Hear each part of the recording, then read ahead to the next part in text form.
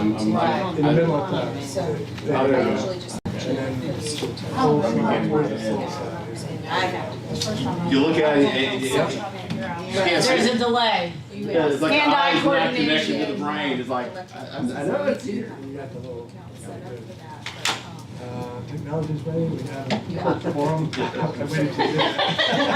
Yes, we I do. waited till you did that. That's fair. All right.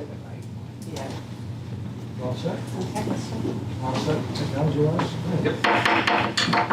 All right, good afternoon, everyone. I'd like to call to order this meeting of the Board of Supervisors, the Goodson County Finance and Audit Committee meeting for April 4th, 2023.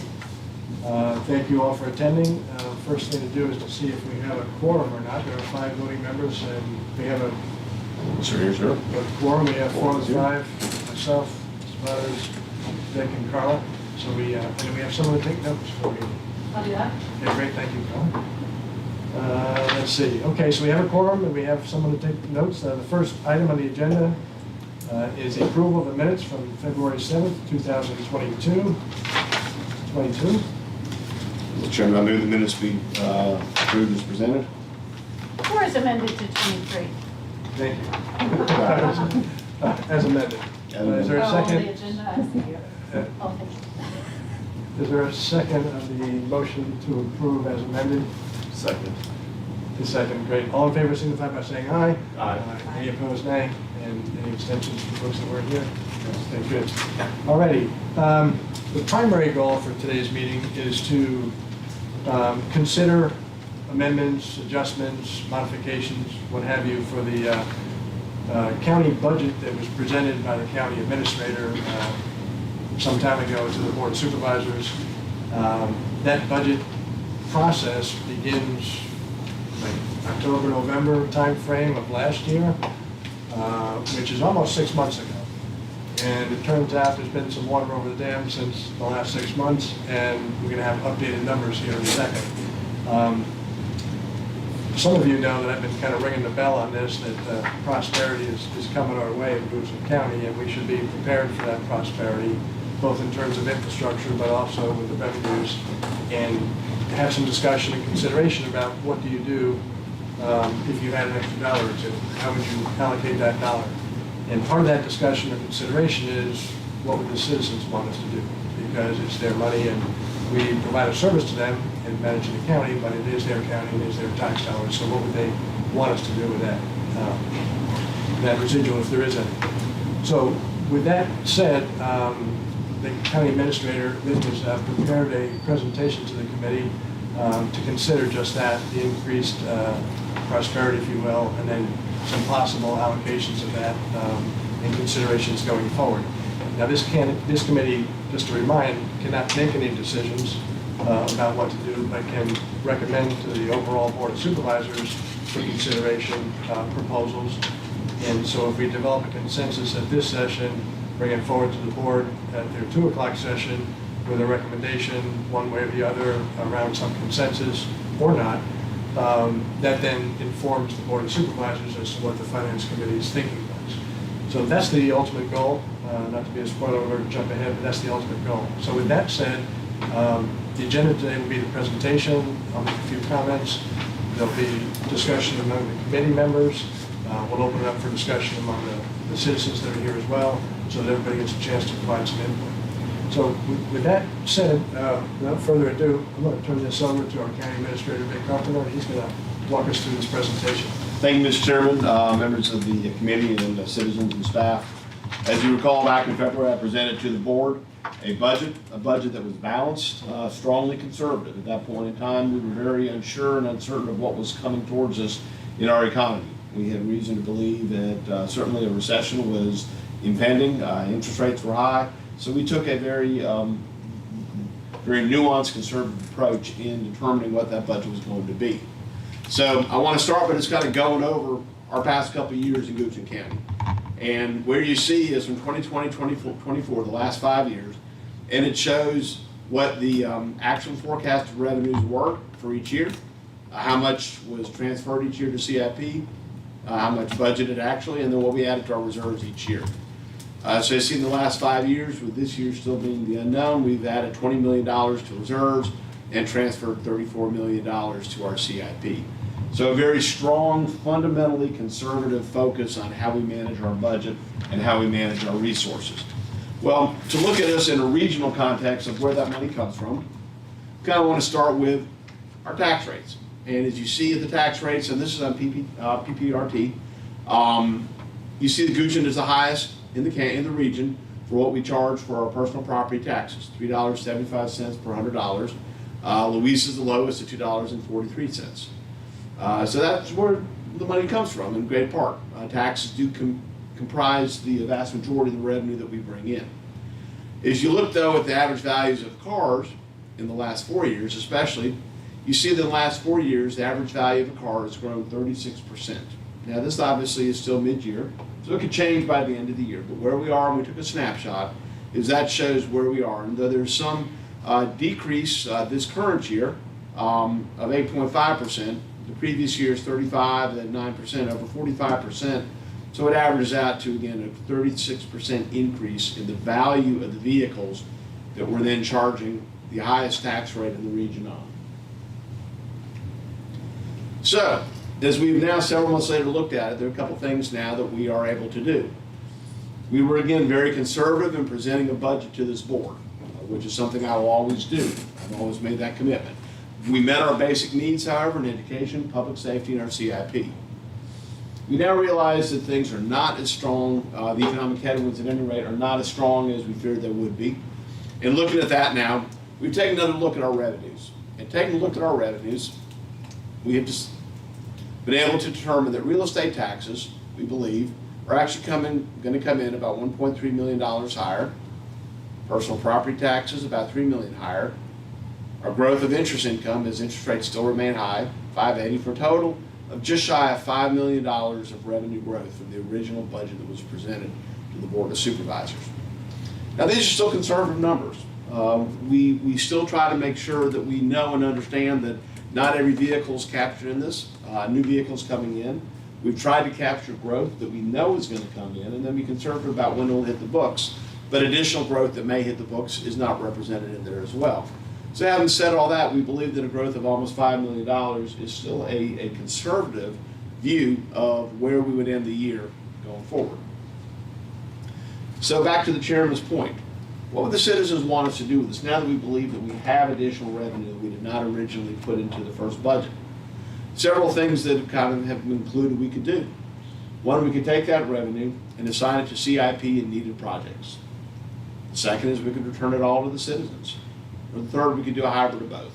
Some spending on projects that are important to this county and the citizens, and also tax relief returned to the citizens in form of PPTRA, let's get that, personal property tax relief for their personal properties and personal vehicles. So, what I've got today is a thought of maybe we could do a little bit of both. And with a suggestion that about another $2 million of that would be allocated to additional county projects, operational needs that we did not meet in the first budget. Though it was a good budget, it didn't do everything that we would have liked to have seen it done. And then $3 million roughly, again approximately, everything is always depending on what actually happens, but approximately $3 million in personal property tax relief on personal vehicles. By doing this, it would accomplish a main thing. It would address the fact that Goshen County has the highest personal property tax rate in our region.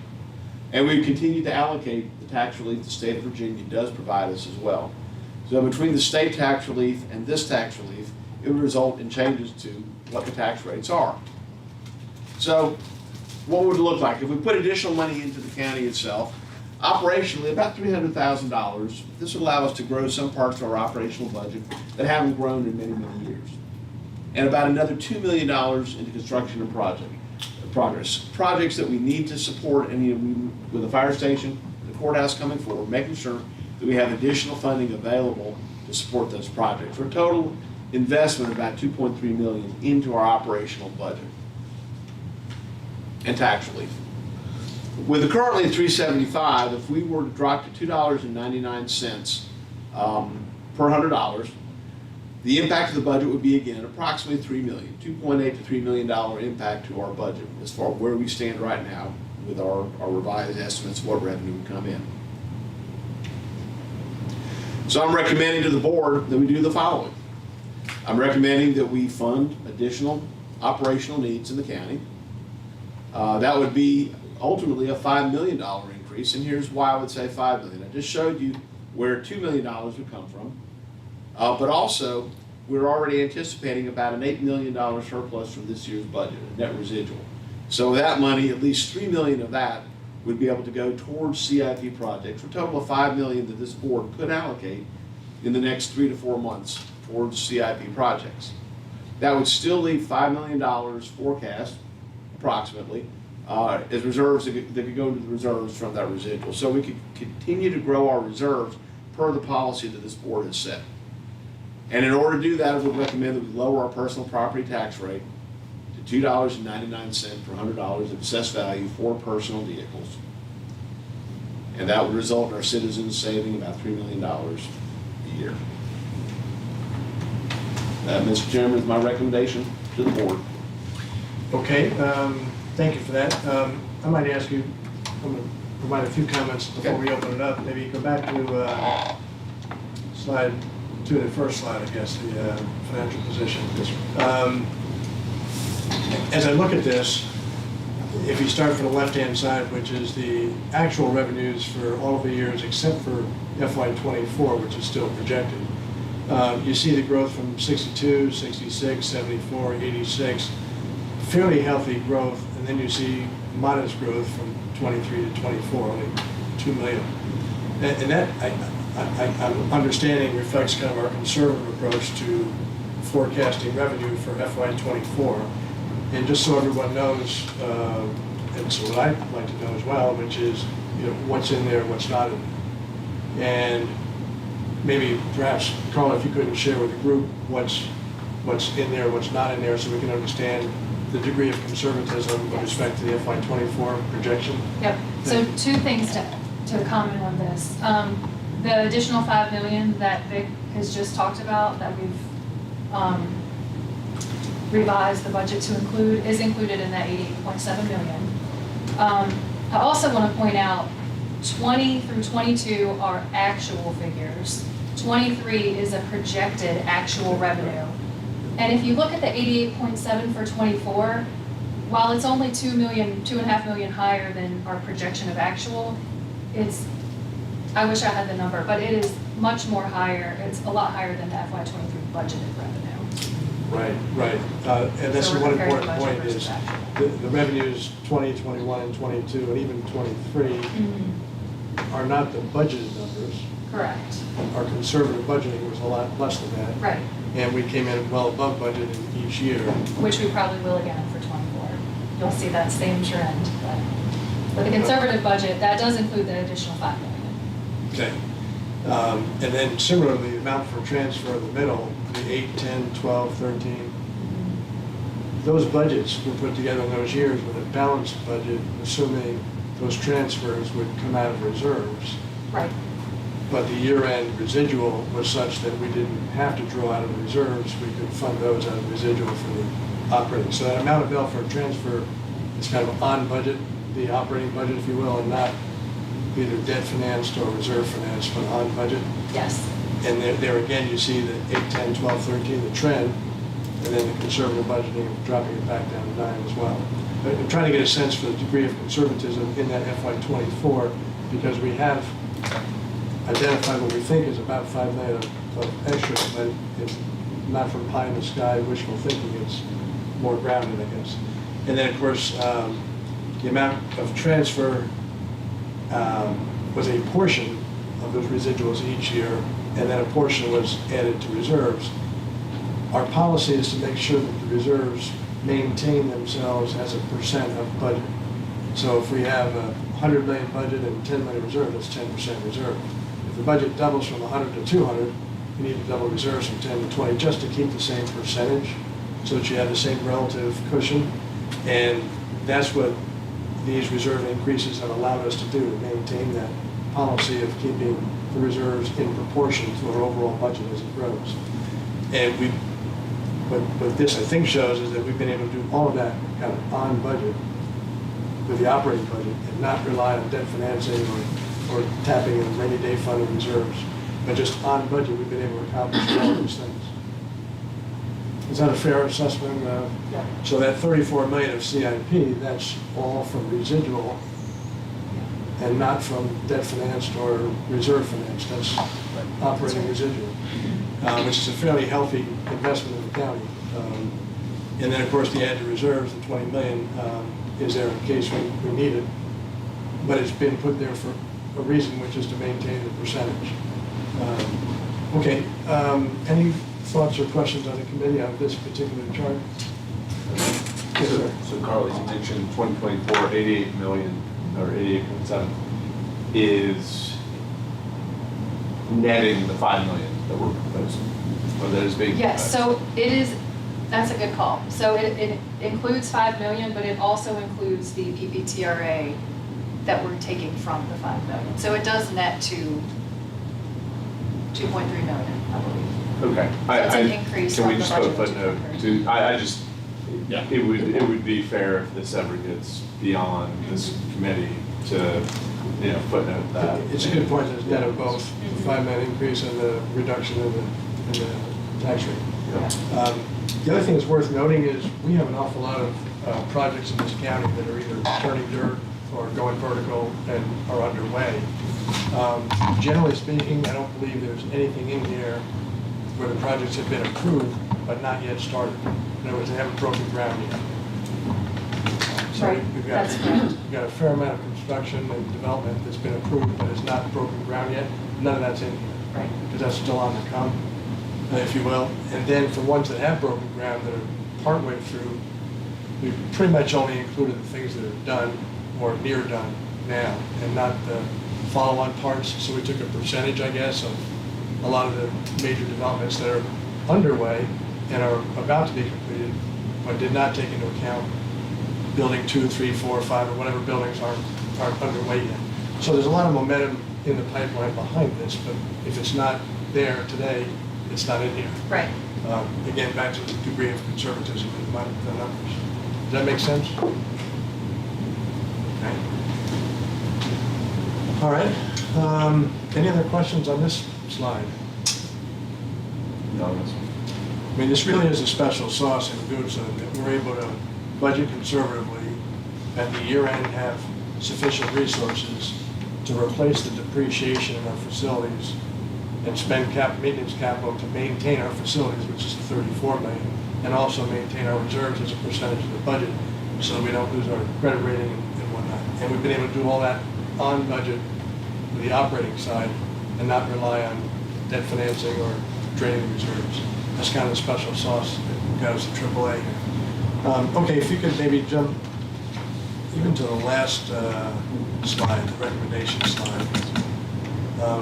Yeah, there's, for me, this may be a little bit confusing. We started out talking about this 5 million of revenue. What do you do with it? Do you give it back? Do you spend it? What do you do with it? This slide kind of makes a jump from that 5 million that we've identified already from FY24, and it makes a jump and includes the reprojection for the current fiscal year. There's about 8 million or so we're running ahead in the current fiscal year. So that 8 million, so then if you add the 8 and the 5, we really have 13. What do we do with the 13? And the contemplation is of the 13, 5 million of additional spending, 5 to reserves to maintain the percentage, and 2.8 million or so of that 13 for tax relief. So kind of a portion of it to take us out of that highest tax rate and 35% increase in car values and address that with about 2.8, a little less than 3. So 5, 5, and 3 gets you to 13. This slide intentionally does not drill down and say which projects does that 5 million go to in the CIP or which reserves does that get allocated to. It's not meant to drill down. That's really up to the Board of Supervisors to figure all that out. This is really just an order of magnitude. Where are we? Where do we stand? How firm a ground are we standing on? What's the future look like? And a suggested allocation that maybe the citizens would look at this and go, yes, I'd like some additional spending in the county infrastructure. Yes, I want to maintain our reserves so we don't lose the AAA. And yes, it would be nice if we returned some of that back to the citizens and got us back competitive on the personal property rate. Any thoughts or questions on this slide? I mean, I will combine this with looking at slide 3, I believe, is we're going from top to bottom, so to speak, or very close to the bottom of the tax rate, and we're already the most competitive or the lowest in in real estate tax, are we not? And I just, this is, that's the only debate I have, is I appreciate where we're trying to go. I just wonder, in the whole balance, I mean, we can be the lowest county and have needs we know need to be addressed, and everybody can flood here, and then we're raising taxes again. And I don't think we're being fiscally irresponsible with our constituents, but at the same time, I do want to take into account, I appreciate, let's give something back, but it's, this comp table would be better with the real estate property taxes addressed as well. Because I do think it puts us in, it puts the whole system in, it allows the whole system to be reviewed, put it that way. So I love comp tables. I appreciate that we've addressed it, and we got to consider, okay, where do we want to be, and what are the potential repercussions of that if we do have significant growth. I mean, that's people still want to.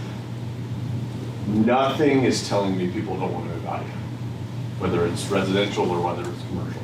Like that's where I'm a little bit pressed. So.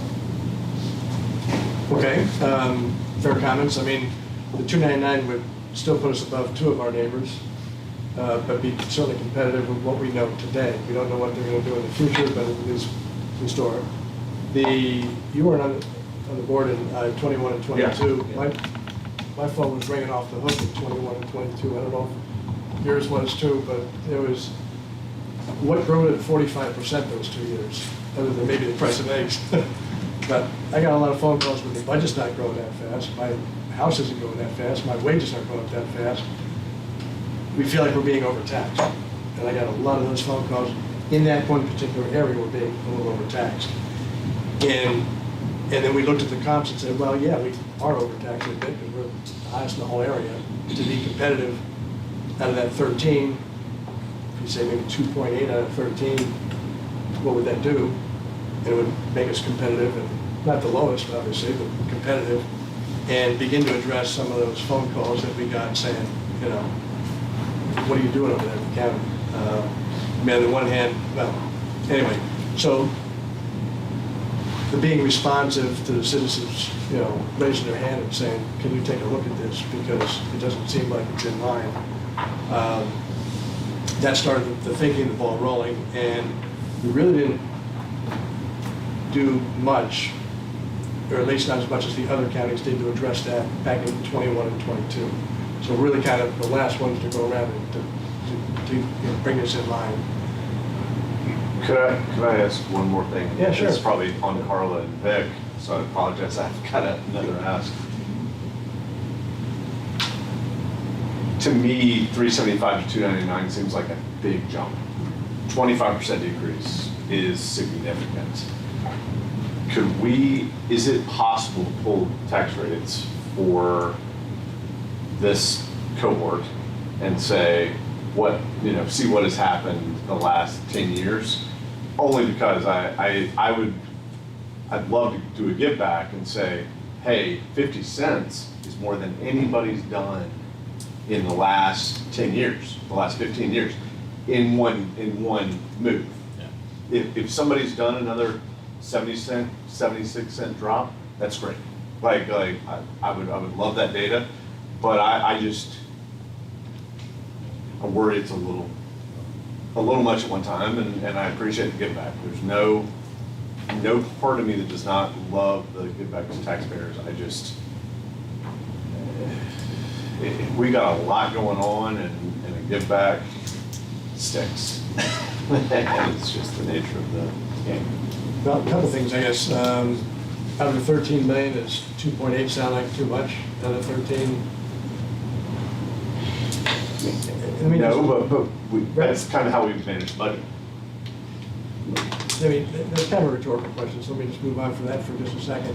When you mention, people are moving here, there's no shortage of people who want a piece of the Goops of Dream, and that may be true. But I do hear from the sheriff and the chief and some others that trying to attract and retain top talent in Goochland is a little rough, in part because of the affordability. Now, if you're hiring somebody entry level, first-year teacher, whatever, fireman, sheriff, that's going to live and work in Goochland, they're going to commute to work. Now, we really can't do a whole lot about the price of the housing, that's set by the market conditions. But the tax on their ability to get to work and back is something that we could address.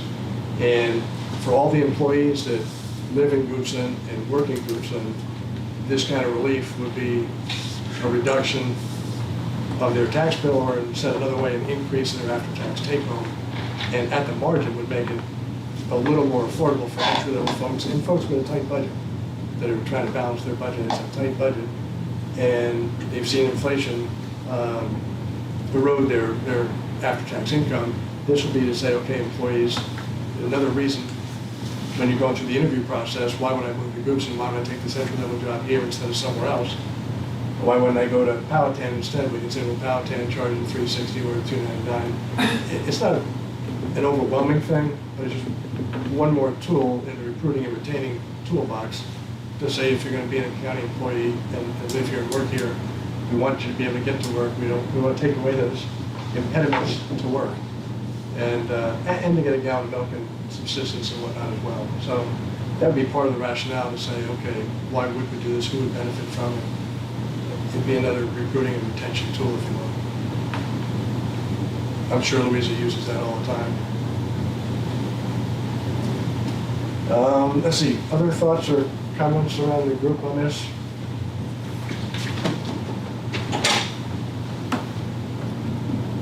I guess the last comment I'd make is, if you go back to the last slide, I keep jumping around here. Sorry about that. Yeah, one thing I'll just mention on this slide is there may be a recession coming, we don't know. There may be additional CIP projects we'll do, I don't know. But if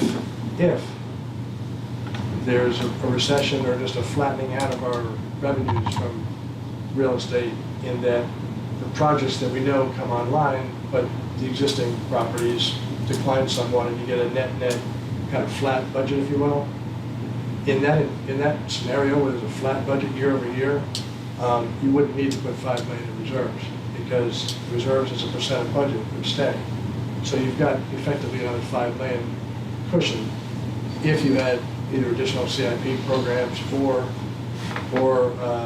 there was a flat budget, or even a slight decline in budget, and you had a budget shortfall, you wouldn't need to put those reserves in. So it's kind of another shock absorber in the system, if you will, on the downside.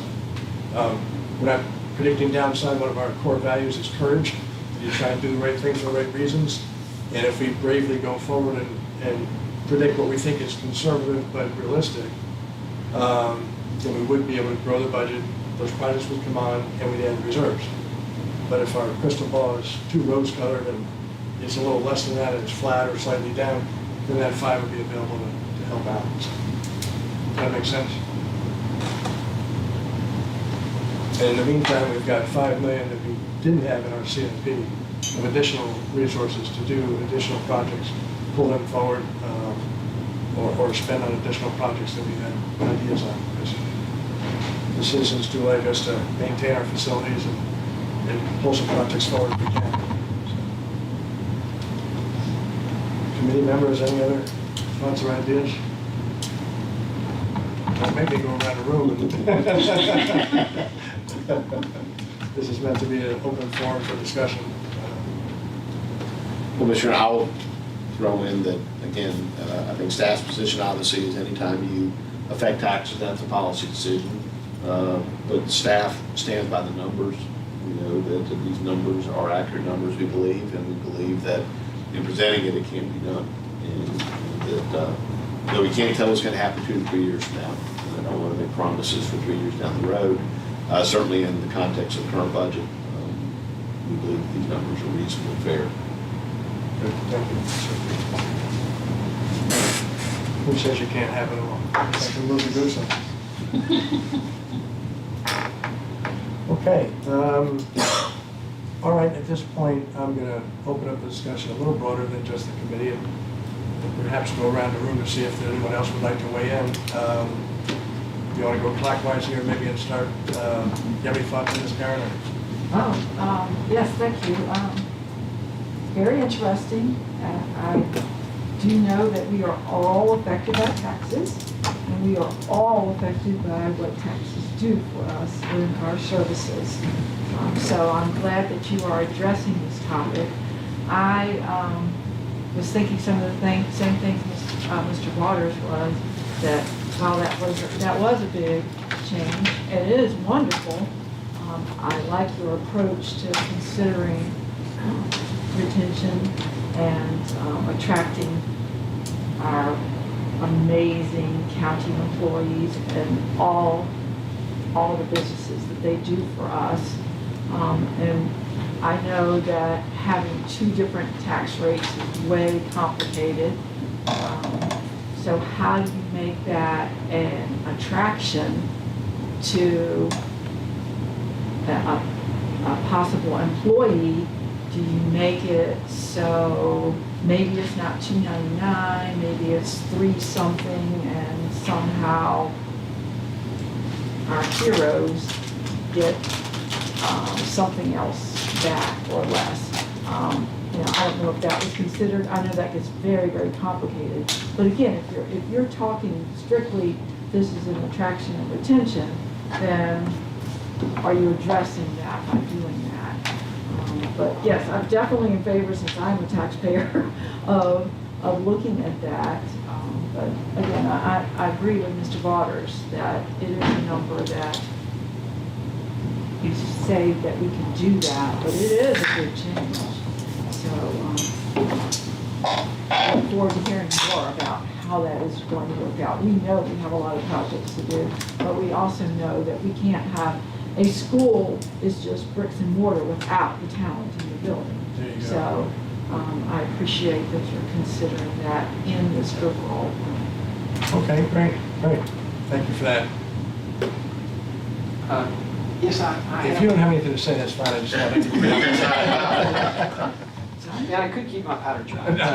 But, one question that did come up in the last meeting with the approved amended minutes. There was a discussion of excluding vehicles up to $5,000. Has that been excised from Yeah, this? and let me address that part. When we originally planned the budget, we were looking at. This does not trespass on my 3 minutes, does it? Oh, no. Clock is stopped. We had started trying to look at an outcome that would affect everybody, but especially those who perhaps were in a situation where it would impact them more. And so we started with an assumption of, let's look at doing $5,000 across the board. As we delved into that, we came to the realization that just either for a variety of reasons, it was not feasible or practical to do that. So we had to go a different direction. So we did look at that, we explored it extensively. The commissioner can tell you how extensively, the treasurer can tell you how extensively we explored that one. And we finally had to come to the conclusion that that was not going to be able to be possible. So then we looked at this way. All right, so, and that was a point of clarification. I Yes, appreciate thank you. that. I meant to say that earlier. I apologize. That's why I'm here.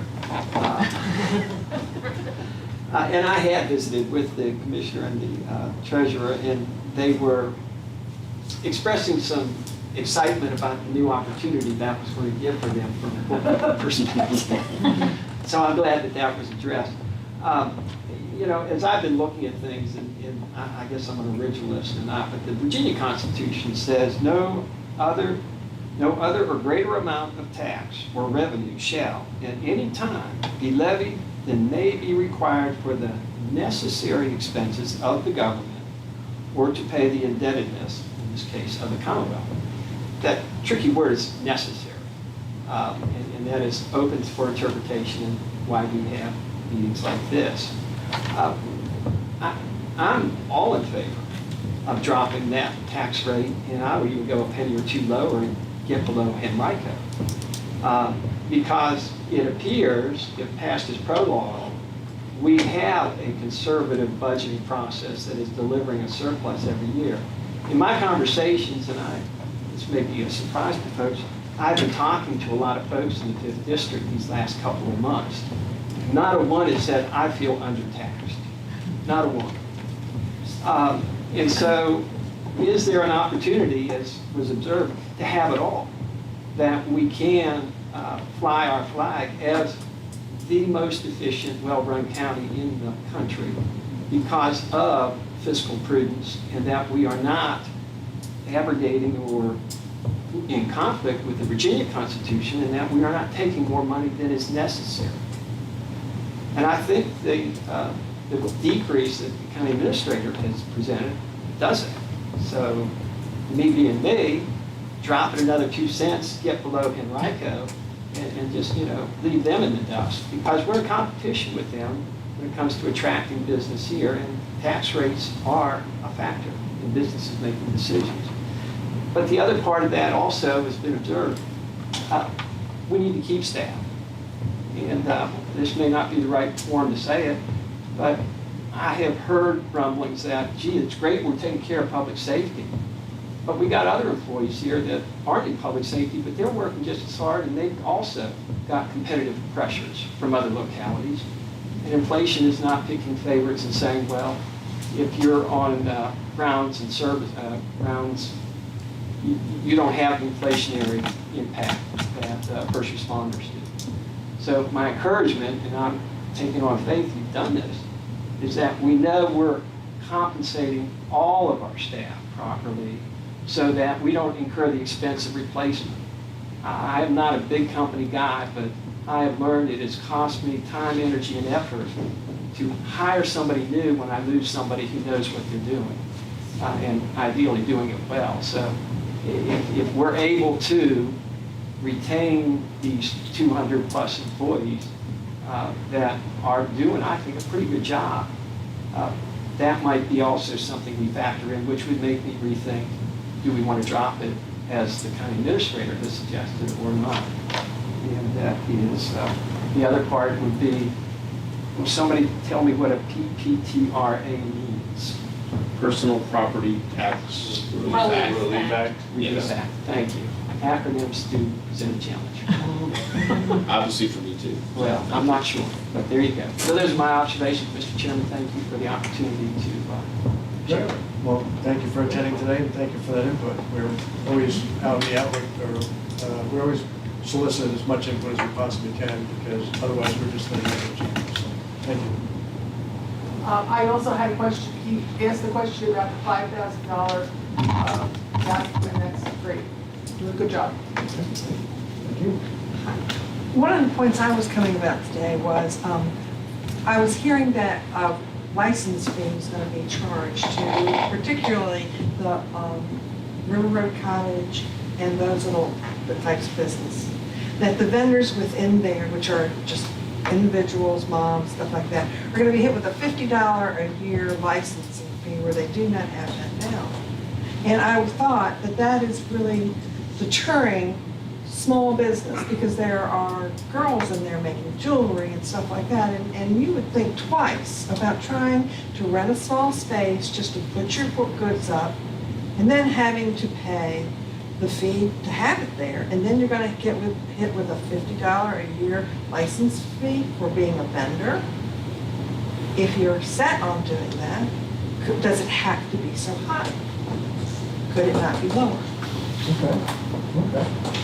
You want to touch on that, or no? I mean, I can, or I can just talk to her offline, so we Talk to don't that take this too far. Did you have any thoughts on the presentation, or? No. Okay. I worked in Henrico years ago, and they did a budget analysis between police and fire and other county employees, and it's the only time in my life I ever got a $5,000 increase because the parity came in. And I don't know if that might be helpful for your employees, because you're right. I manage, I supervise, it's so much more intent to bring in someone new. You lose the knowledge, you lose the history, you lose the Sure. experience, you lose everything. And to give an increase in salary would mean a great deal, especially during this time. Okay, good, thank you for that comment. Do you have any comments at this point, or are you, okay? Okay, wait, by the way. That's a little joke. Any other thoughts? I just have one last thought I'll share. I'm sorry, I'll go around the Sure, entire I'll table here. introduce myself. I'm Stephanie White. I'm here for Debbie White. I'm Assistant Director of Finance for Thank you for being here. schools. And Thank so, probably familiar, but new face to some. I kind of like to echo your sentiment about when making a change permanently versus maybe a one-time rebate to taxpayers, not knowing, are we gonna be able to sustain, that type of budget supplement each year, to see that revenue increase? Because, as you said, it doesn't look great to your taxpayers if you lower it, and then eventually, let's say 3 years down the road, we've got to increase it again. But I also think too, just to the point of additional money going into your operational budget, it is hard to explain to your employees, and our biggest pool is of course teachers. We don't know yet the impact, but Henrico giving a huge 8% increase this year is going to have, some of our teachers leaving because they live in Henrico and they are seeing these huge increases. So I would want, the board to carefully consider, increases to the schools as well, so that we could be competitive, with our neighbors in terms of teacher salaries, because retention there is very difficult in our current environment. And, our teachers, there's going to be a shortage. We were very fortunate this year to fill all of our vacancies, but I don't think that we'll see that again this year. And so that, I think is something to consider as well. But back to the tax rate, and I don't know if you all looked at some type of one-time rebate, which I think the city of Richmond is doing currently, versus perhaps you do a hybrid and you lower the tax rate some going forward, but you do a one-time rebate to your taxpayers that puts money right into their pocket, straight away. Sure. So just a thought. You had a couple of very good thoughts in there. I want to make sure we probably will, before the 18th, need to get the most current information on what our surrounding counties are doing with salary. Because we want to attract and retain, and this could be a piece of it, attract and retain, but there may be other pieces as well.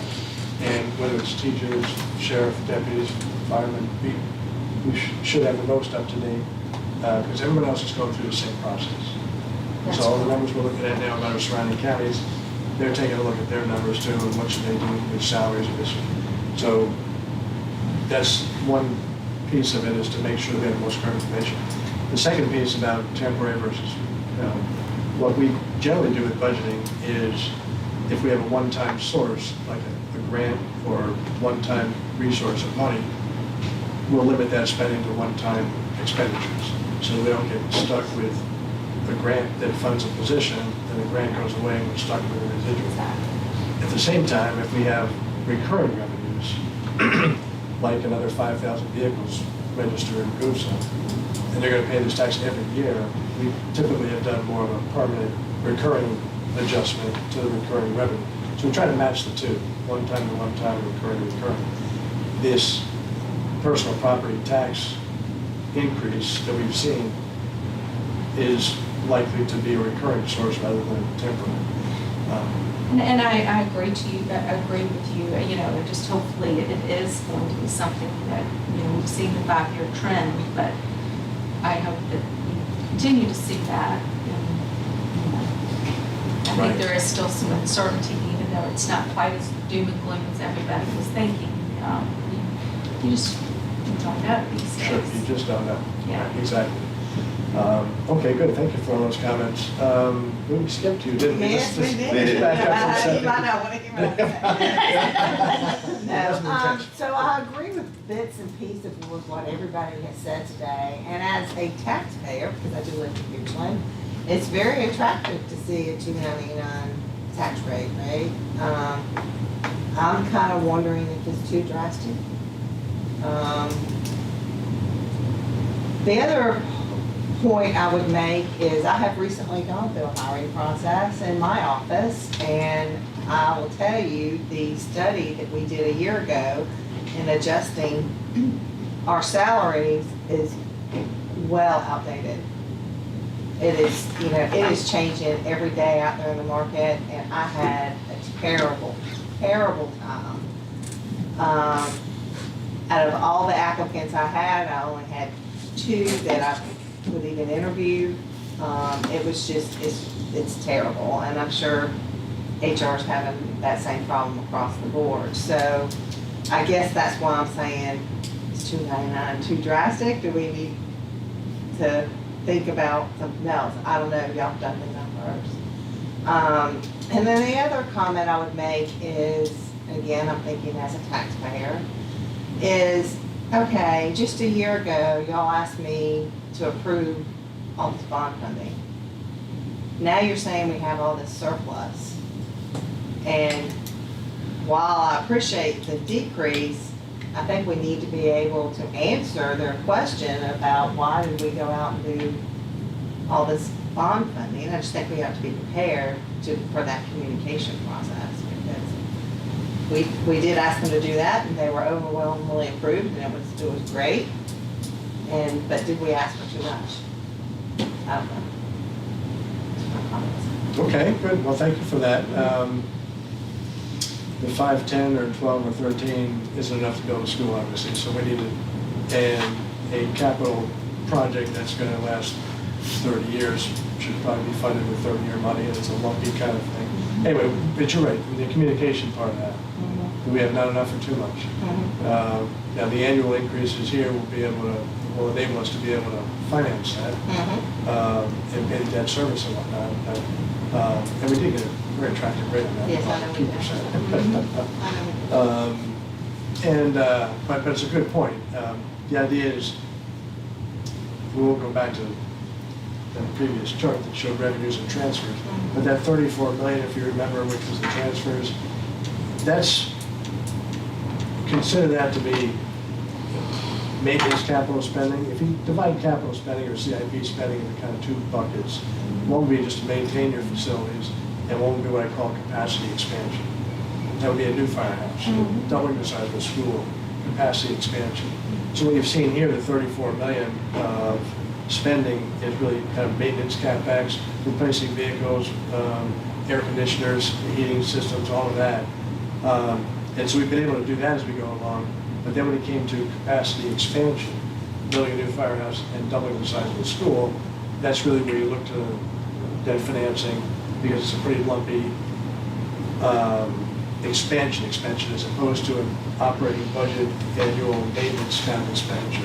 So, And I think many people in this room understand that, but I don't think your average think you're citizen right. is going to. So that's why I think it might be important to be prepared. I think you're How right. much you can be prepared for that was the only thing I was making. While I get it, I don't think your average person that's not involved in this all the time will understand that. I would agree. So it's an important communication. Carla, do you understand all the numbers you put together? I got it. Do you have any questions on your numbers? No? Yeah, fine, thanks. I do have a question Sure, fire that away. probably you would be most likely to be able to answer. Over the past 5 or 6 years, how many substantial CIP projects have we had? And I asked that, I know at Goochland Elementary School, we put up 15 million for that, 15 to 17 million for that. But the hesitancy in me just, and we've talked about this before, just knows we've got the bond money for the courthouse and the fire station, but we know that it's not gonna be enough for the ideal building that we want. So we've been trying to put away money for that. and we've done well with local dollars. And then we also will have to man the West Creek Fire Station, which will be about $2 million a year recurring. And then looking farther out, we've got, in the next 5 or 6 years, another fire station, which will have to be manned. Just, that's the only hesitancy in the back of my mind is we have done really well, and if it continues this way, I feel good. But that would be assuming that we also had large CIP costs coming out of those budgets also. Is there something new and expenses that is about to happen that hasn't happened in the past where we might need some of this money? Okay, sure. A bit of history. The bonds that we issued to finance the new school was the first time that Goochland County accessed the capital markets on a direct basis because we had just gotten the AAA across the board, because prior to that we were not rated. So we had no access to capital markets directly. We had to go through Virginia, and there's some inefficiencies to doing that in a two-step process. So before the school, let's get before school, after school. Right. Before school, we did cash fund all our projects, most of them.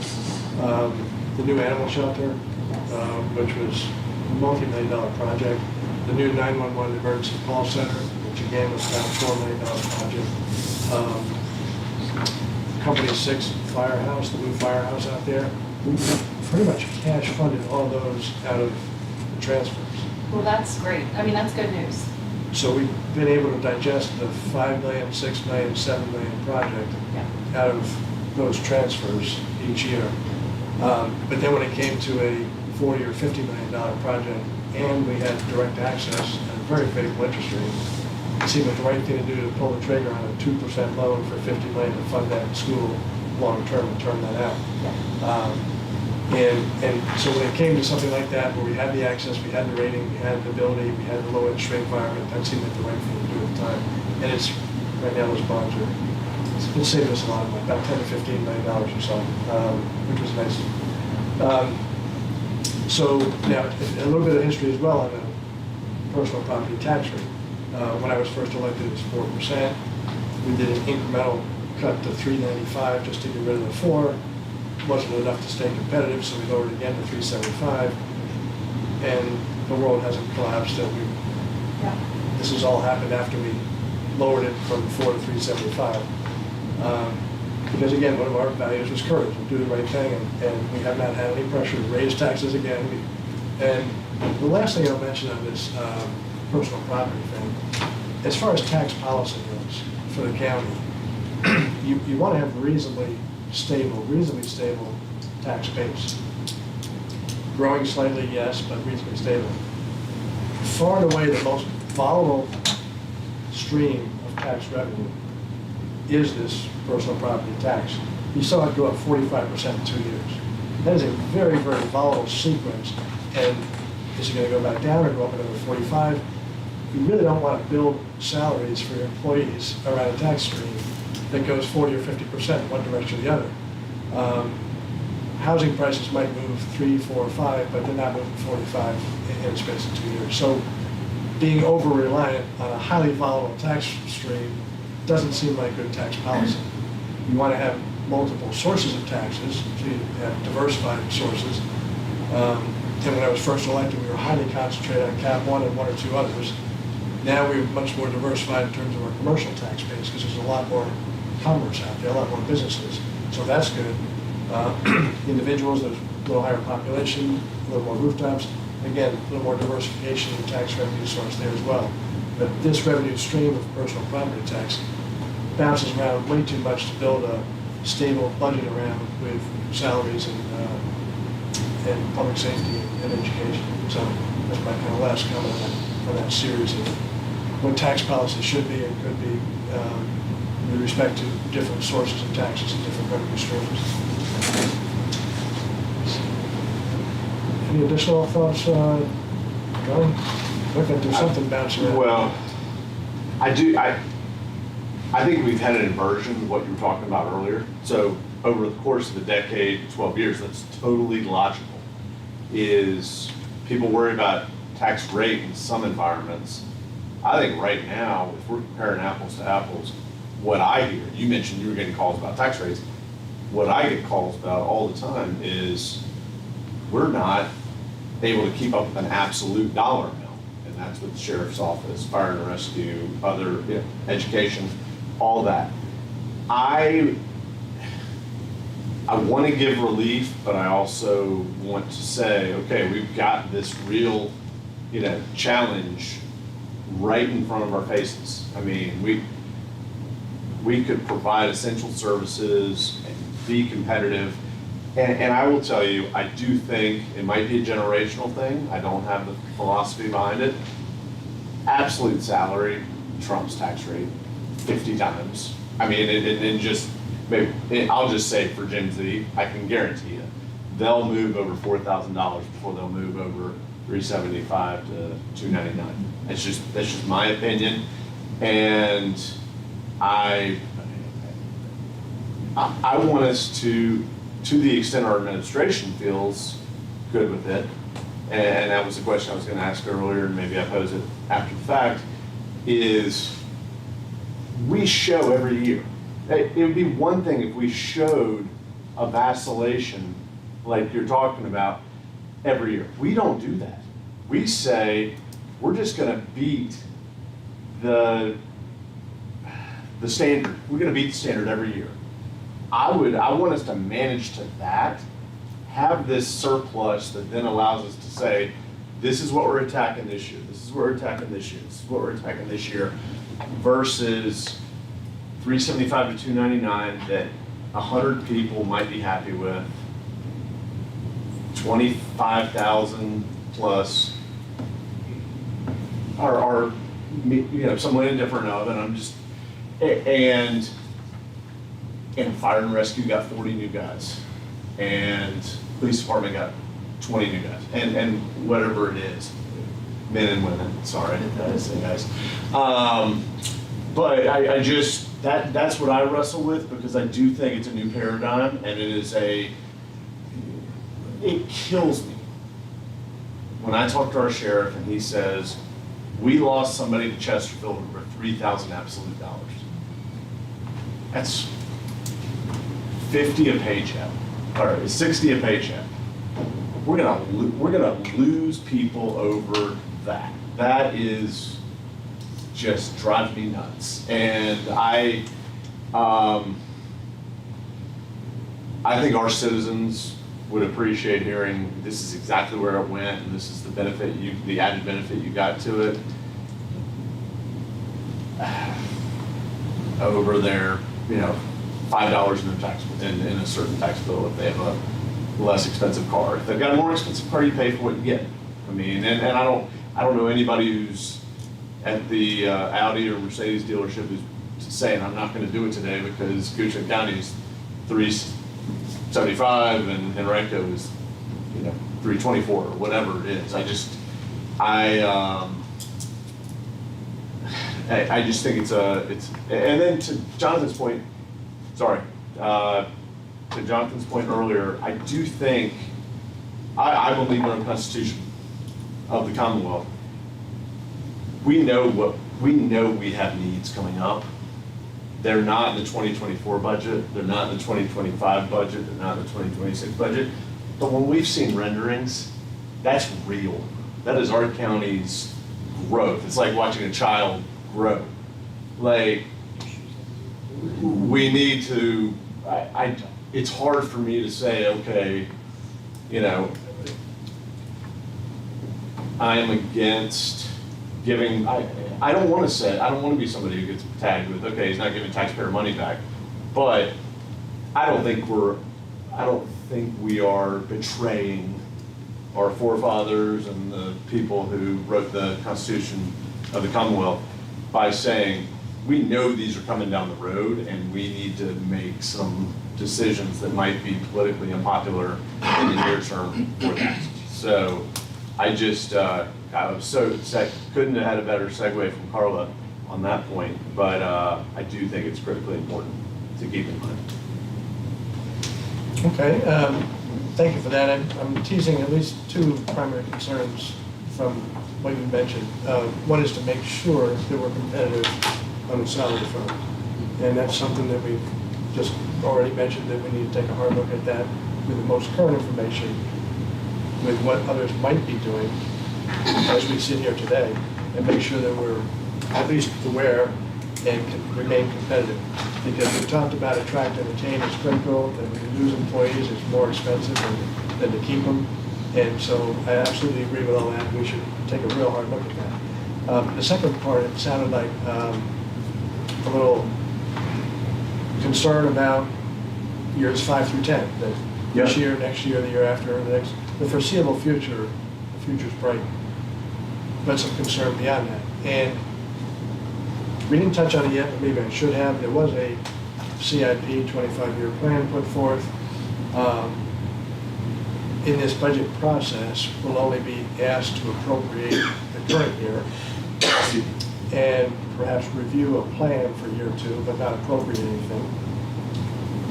But I'm going to suggest that we probably should look at the current CIP beyond that second or third year, because it still needs a little bit of work.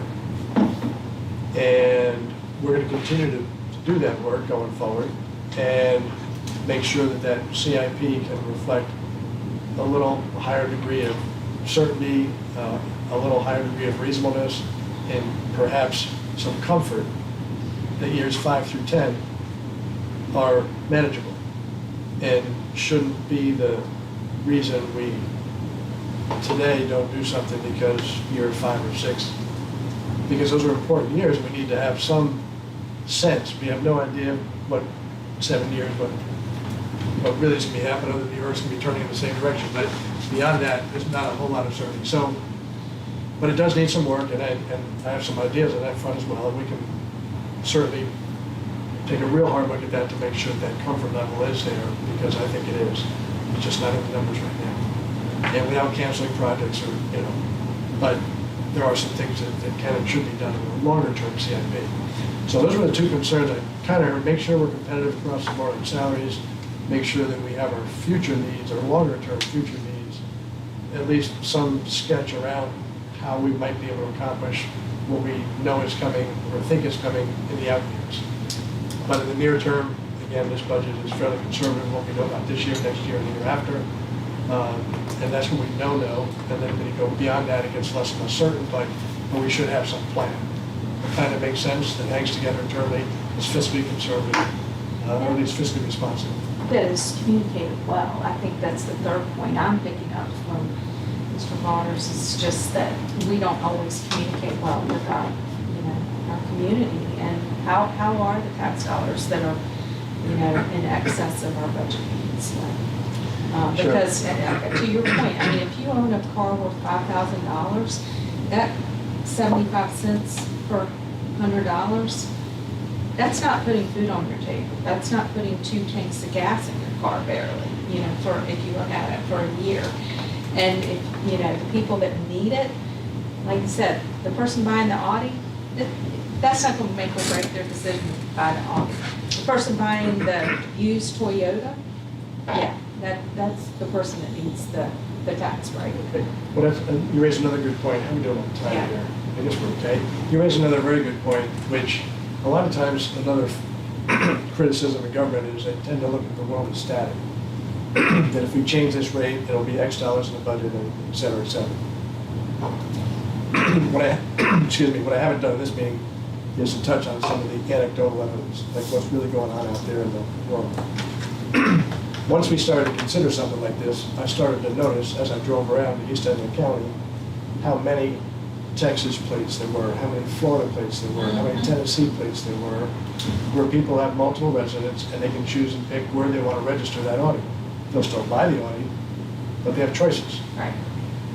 A more dynamic approach would be to say, well, if we become very competitive with surrounding jurisdictions, does anybody say, well, then now it's not worth the hassle of figuring out how to do it out of hoops, and let's go ahead and bring those vehicles back. So, a dynamic approach would say there's going to be some of that, because you're reducing the incentive to go somewhere else with your vehicle. That's kind of one piece. A couple other anecdotes. I got a call from, I don't know, it's 2 years when things were spiking with, my son lives at home. I pick up all his expenses. He has a job. The job covers the cost of his car and gas to get back and forth, and And hopefully at some point he'll get promoted and pay increases and do well for himself. With this 35% increase, he can no longer afford his car to get to work. He's got to sell the car to pay the tax and quit his job. That should never be the case, where someone quits a job because we've overtaxed his vehicle to get there. That's another anecdotal. Another anecdotal, the person who relayed it to me is not here right now, but walking, door knocking, say hi to constituents, come to one, got a $500,000 RV or $1 million RV in the driveway, along with several other vehicles. And it says, that's it, 45% increase on his tax on a $1 million vehicle. Do you want another 10 or 20 grand in taxes from me? That's it, I'm moving to Texas, I'm out of here. Anecdotal, don't know if he's gonna move or not, sometimes people just bluster.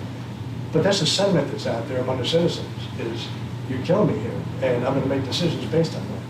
If you relieve that pressure in a dynamic environment, does that take some of that pressure off? Are there indirect or knockoff benefits or costs to doing something like this? I think it's important that governments generally take a more dynamic approach than a static approach and say X rate times X vehicles is X dollars, and not take into account, the competitive nature of the whole thing. So anyway, that's just my thought on dynamic and marketplace and alternative scoring and whatnot. So I do agree with you that the tighter your budget, every dollar matters more. And unfortunately, inflation is just punishing those with really tight budgets the worst, because things on the asset side, the wages aren't going up nearly as much as the price of eggs. And so anything that this county can do to help bring that budget back into alignment, and not have to sell the car to pay the tax. Did that trigger some more thinking? It absolutely did. Exogenous factors are exogenous factors because we cannot handle them. Federal government's mishandling of their budgets and inflation, budget overruns and inflation and all that is not something that needs to come into the argument in Goochland County. We solve what we can solve and appreciate what we can't solve. And so I want to put that out there, is the 45% increase is not Goochland County's fault. That is exogenous. Our tax rate, somebody can point to us and say, I hate you for that tax rate. That's fine. I mean, we can take those spears, slings and arrows. That's totally fine. But the RV guy is the situation where I'm triggered, is move it to Intereco. Guess what? 45% appraised value increase. Move it to Chesterfield. You bought an item that, whether it's in Montana, California, Richmond, or wherever, is going to have gone up in appraised value, because nobody, I mean, why as a board would we ever say to our treasury and the people who are collecting the taxes, oh yeah, just go with your own system. We all funnel to a common system so that we can say we've got commonplace across counties, across states, and across the country. And who knows what California does, but that's their deal. But I'm just like, no, I mean, if we take those arguments, that's not reality. That is a situation that, what? I feel for everybody, but I'm a citizen of this county as well. Like that's a situation where we've got common ground with every single constituent across this county. It's the tax rate that we can take heat on if we if we want to hold it where it is, and we need to leave the discussion at that, in my opinion, is because it's the 45%, I hate seeing it too. Nobody wants to see that, but that is not Goochland County administration's fault and leadership's fault. If we want to separate government employees versus elected officials, that is a totally different argument. And whether I'm in the finance, even though I'm in the finance space, I consider myself an educator. We need to educate the citizens of Goochland County that we're managing your tax dollars the best possible we can, that is not on us. That is on this, and this, and work with us to find solutions that keep us with these surpluses, keep them with these good things that we provide on a year-to-year basis. I don't want to get bogged down by stuff like that I consider 100% exogenous. Okay, yeah, I don't think establishing blame accomplishes anything in terms of, pointing fingers. That's kind of a waste of time. When I do talk to citizens, I don't know how many times it's come up where they say, you raised my car tax. And I say, no, I left the rate alone. They say, well, my bill's higher. That's all I care about. Like, if I didn't raise your rate, like, don't care. It's one of those, you raised my taxes 45%. I don't care what you did with the rate. I have to cut a bigger check at the end of the table the other day around my kitchen table. So those things are real. People sitting around the kitchen table trying to make ends meet in a budget is real. And if it's because we jacked their tax 45% one year, that's maybe a concern. The rate can stay the same over around, but if that tax bill is that much higher, it's real. Anyway, I hope everybody's finding this to be a safe space where we can disagree and raise different issues without, because this is meant to be an open discussion where everyone feels comfortable sharing. Because we really do want to reach a consensus around what everybody's thinking. We are closing in on toward the end. We didn't get all the way around the table quite yet. You want to? I just wanted to make sure everybody realizes that when we say personal vehicles that get PPTRA. That's what I was gonna say. Okay, go ahead. Yeah, when we talk about PPTRA vehicles, we're not talking about motorhomes. We're not talking about trailers, boats, business equipment. We're talking about a vehicle that's used for 50% or less. You can get it for business. We're talking about your personal vehicle and nothing else. So the tax rate would still be the same for that RV or that trailer, and on business vehicles, and I just want to make sure we understand that.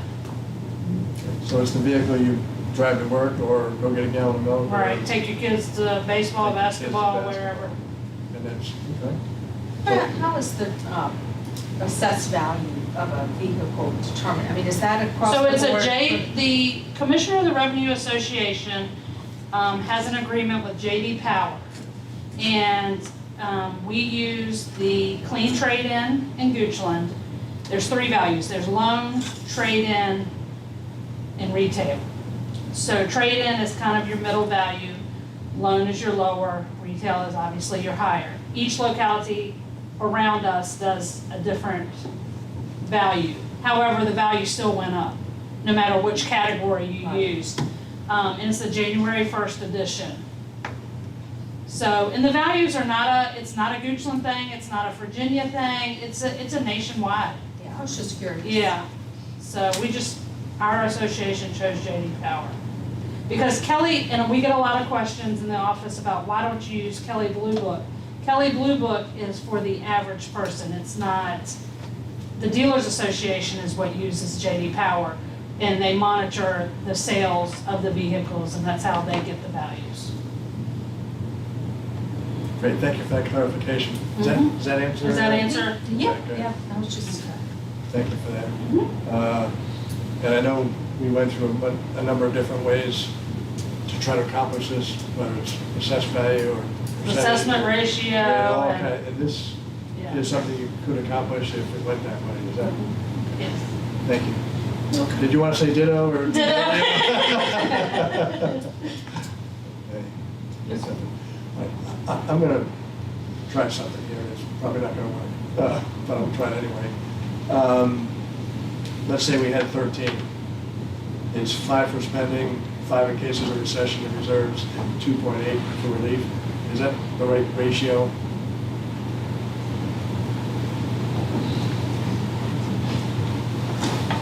Yes. I mean, current year, knowing if we have 13, I think that's totally fair. No, we want to know about 24, 25, 26. I don't know, because 26 was the year that it all fell apart. 24 and 25, I feel okay about this one. Other thoughts about that ratio, 5 for additional spending, 5 in case there's a recession in reserves. If there is a recession, then we don't need to put the 5 in reserves if the budget flattens out, because that's really meant there to put there to keep the percentage of reserves. So if the budget doesn't grow, we have $5 more million on top of the other 5 to spend. 5, 5, and 2.8 or 3, whatever the rounding number is that the right ratio, or should we? The 5, 5, and 3 is okay. It's just the 5 should be for relief, and the 5. I'm trying to read your. The chair has lines always here. shown exceptional insight. I would concur with the chair on that. Well, that wasn't a proposal, but where I'm trying to get to this is what do we bring to the broader board in terms of the discussion? How do I summarize what we've said here? Is that ratio about right? Should the ratio be a little different? More for reserves, more for spending, more for relief? What is this? 5, I do 5? think it comes back to the salaries, and not only, we've got, on the county side, fire and rescue, on the school side, we have teachers, but to Pam's point, even these specialized positions within a county, let's say replacing a transportation director, replacing a cafeteria director, or nutrition services director. They're such specialized fields, and I had to hire a payroll accountant last August, and the vacancy was there from May through August 1st. And like Pam, had a very slim pool of people to choose from, and the salaries, it's just so competitive. So I think that putting the resources towards retaining and recruiting good employees is so important. Not for just some of these bigger needs, Sure. like teachers and firefighters, but even for a deputy clerk, or a deputy treasurer, or just being able to hire people. Okay. So I guess I would just say, as long as $5 million can help continue to, address salary and benefits. So in trying to reach consensus around here, I think the easiest low-hanging fruit is, should we take a hard look at salaries across the board? Yes. Is there consensus on that? And Mr. I would say that when we presented the budget originally, we proposed 5%, 7%, and then for 13%, knowing at that point in time that was not adequate to the environment we were in, but it was what we felt comfortable doing. So in adjusting things, the overall salary and compensation is something that still is kind of residing in that February. Sure. Okay, so that it could translate into something like 4, 4, 2.8, and 2, with that last piece, taking a hard look. And I agree with them. We had a position open from August till January. Very few applicants, and not only, it takes us a good year to train. Right. Probably over a year, and I'm sure Pam's the same way. And I'm still training Right. my payroll person. And we have found in our office, I don't know about anybody else, but not only is it the surrounding counties, it's other departments in this building that we lose employees to.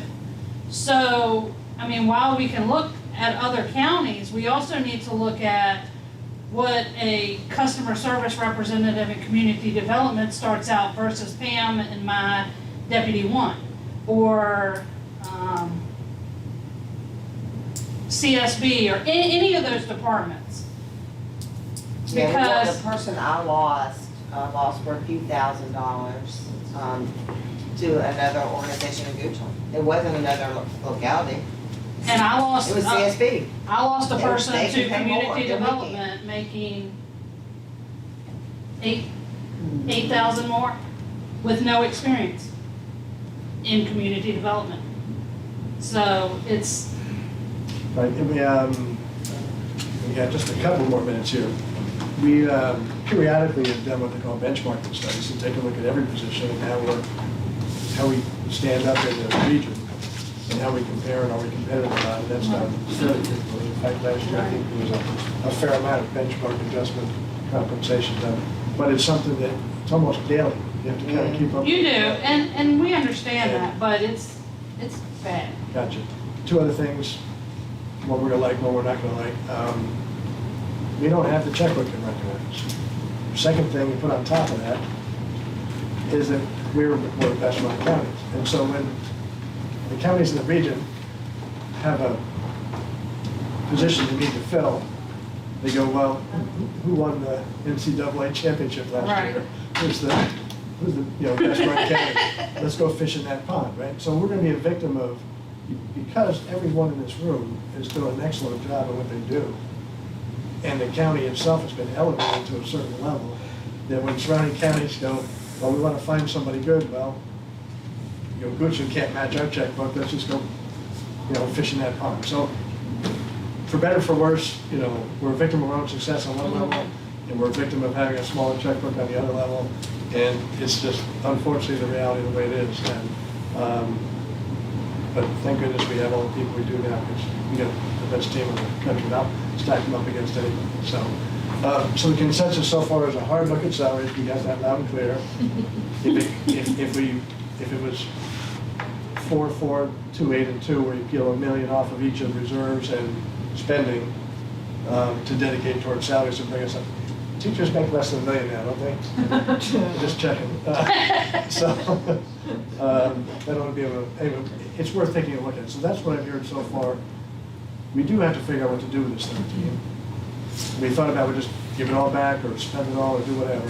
And we said, no, we're better than that. We can do some of everything. So if we can address salaries, address the tax being the highest rate in the region, add the reserves to maintain our reserves, but we know we have some spending needs, so let's dedicate some more money to those spending needs, above and beyond what we've already dedicated. And if we can do a little bit of all of that, does that take us forward in the direction we'd like to go? I'm not trying to put words in people's mouths here, but my unenviable job is to try to develop consensus among the team here. And that rate schedule, I mean, even if we switch things around in the bucket and it didn't end up being $2.99, we could go up a little bit and still be in that third, fourth position, right? Yeah. In the region, still be fourth. Competitive. Yeah, I don't know.